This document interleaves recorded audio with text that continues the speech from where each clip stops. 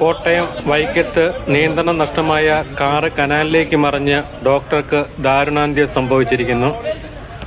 ഇന്നലെ രാത്രിയിലാണ് സംഭവമുണ്ടായത്. വെച്ചൂർ ഭാഗത്തു നിന്നും വൈക്കം ഭാഗത്തേക്ക് വരുന്ന കാറ് നിയന്ത്രണം നഷ്ടമായി വൈക്കം തോട്ടുവക്കത്ത് KV കനാലിലേക്ക് മറിയുകയായിരുന്നു. ഒറ്റപ്പാലം രജിസ്ട്രേഷനുള്ള കാറാണ് അപകടത്തിൽപ്പെട്ടത്.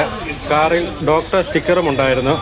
കാറിനുള്ളിൽ ഫ്രിഡ്ജിലെ മരുന്നുകളും സൂക്ഷിച്ചിരുന്നു. തുടർന്ന് നടത്തിയ അന്വേഷണത്തിലാണ് മരിച്ചത് ഒറ്റപ്പാലം സ്വദേശിയായ ഡോക്ടറാണെന്ന് തിരിച്ചറിഞ്ഞത്.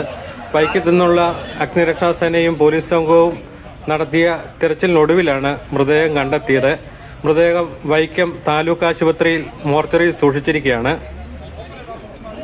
ഒറ്റപ്പാലം സ്വദേശിയും കൊട്ടാരക്കരയിലെ സ്വകാര്യ ആശുപത്രി ഡോക്ടറുമായ ഡോക്ടർ അമൽ സൂരജാണ് അപകടത്തിൽപ്പെട്ട് മരിച്ചതെന്നാണ് വിവരം.